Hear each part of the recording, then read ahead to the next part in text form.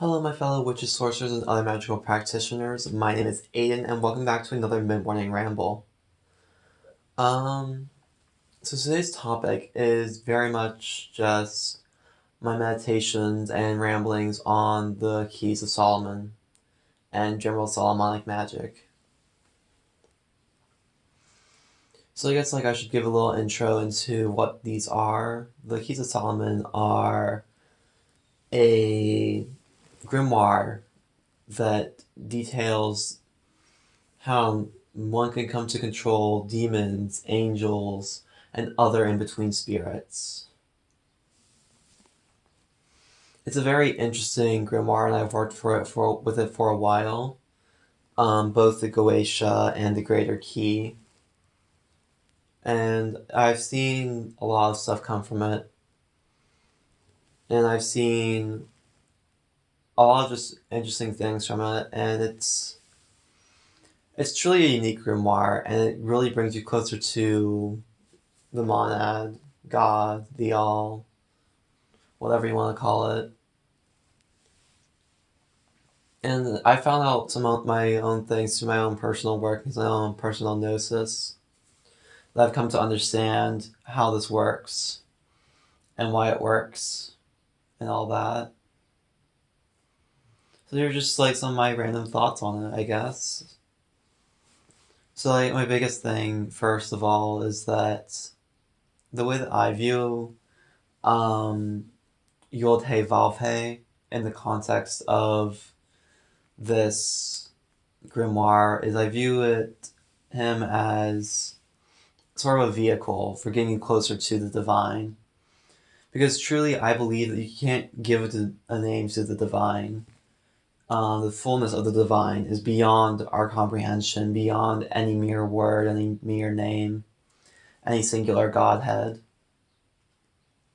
Because it encompasses every single God that has ever existed in my understanding. Because they all emanate from it, and all will return to it. And so this emanation, we use Yod He Vav He as a vehicle to get ourselves closer and closer to this divine being. And we were able to touch it for a moment. We were able to gain all sorts of gnosis and all sorts of understanding from it. And we're able to grow in our power and our understanding of the world that we live in, of Malkuth. And we're able to branch outwards and upwards through the tree of life.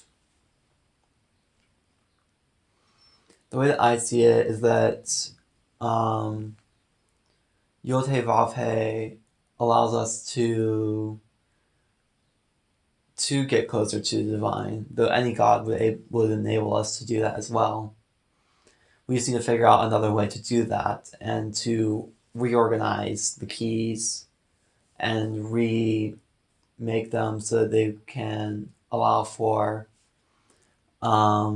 any spirit to get us closer to to God. But that's not really an easy task. I've tried it out before. I got 70 pages in and I just gave up. I got through the first book, translating it for, essentially for Greek Hellenism. And I got some stuff. I really didn't understand Greek Hellenism to the point that I do now, so I might go back and try that again in the future, after I do some more anthropological studies. But in reality, I really didn't understand it fully, and so I couldn't really write the best work for it. I was really into it, and I really wanted to incorporate Solomonic magic into this system.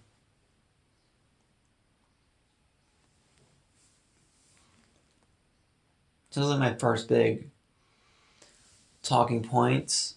Yeah, I just generally don't believe that Yod He Vav He is the fullness of God. He's just one emanation that we're able to interact with and work with. We're also able to understand a lot of different things about God through this system that we are able to glean a bit more into his personality, what he is, and all that. Of course, you can't get the fullness of it because he's beyond everything we can understand. The divine is just something that we can't fully grasp. Like, I use he, him pronouns for him right now, but he's beyond our understanding of gender because he's the divine, you know? To be able to grasp gender fully, he would have to become a human because it's a human concept. The binary genders. So it'd be confusing to try and label the all-encompassing, beyond all material, greatest thing to ever exist, fullness of all, as one gender or another, or even two genders. It'd just be impossible to comprehend that.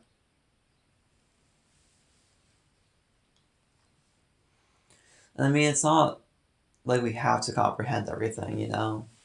Some things are meant to not be comprehended. Some things are meant to be beyond our understanding and to be within our grasp. It would just take away from the greatness of it all, you know?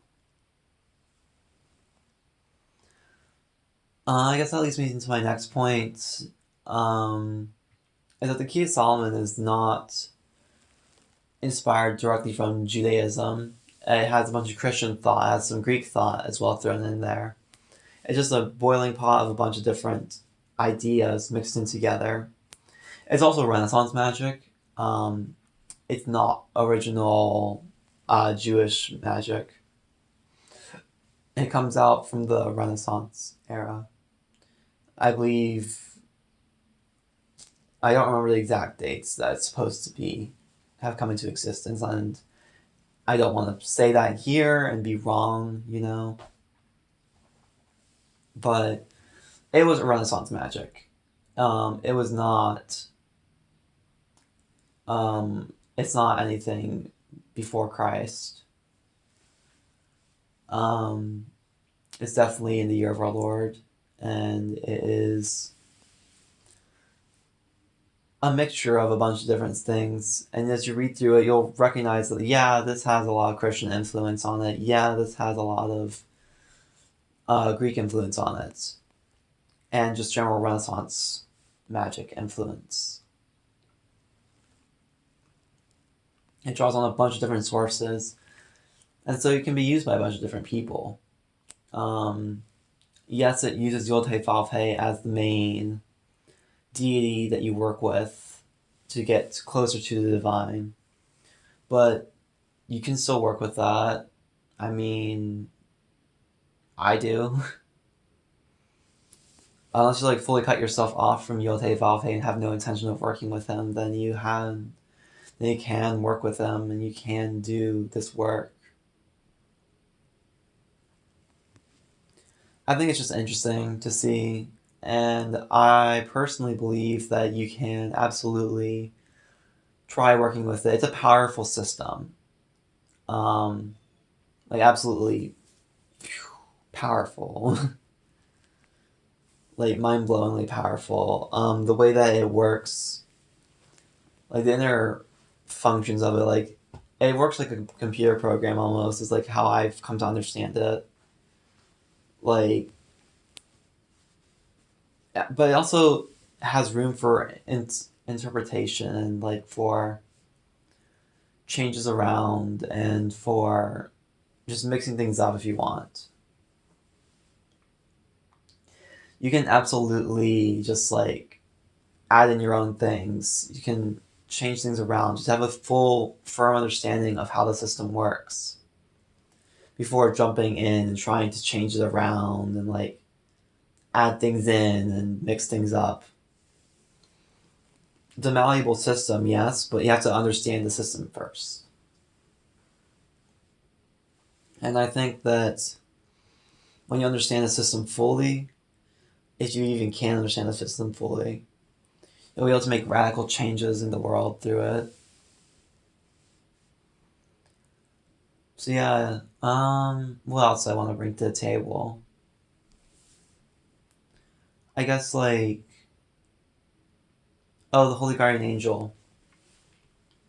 A whole part of the confession section is you are asking for a good angel for your guarding. And that is the HGA, essentially. I believe that what you're doing is you're working with Yotei to get to the HGA so you can get to the divine. It's kind of like how I see the emanations are. There's the divine, there's the HGA, and there's everything else under that. The HGA is the highest point, and it's the brightest point, and it's fantastic. I still get to reach K and C with my HGA, so everything could change once I do. I've gotten very, very close. I feel like I'm very close to touching the HGA and fully grasping everything and having that radical change in my life. So yeah, that's that on that matter. I think that overall everything will just slowly click into place as you go through the system. You'll start to understand things a lot better as you work with it. And there's a whole bunch of different ways of working with it. You can work with it from a folk standpoint, from a ceremonial standpoint, somewhere in between. You have to understand what you're doing and why you're doing it. There'll be a lot more on Solomonic Magic in the future on my channel. So I hope you all stay tuned for that. Thank you all for watching. I hope to see you in the next one. Goodbye.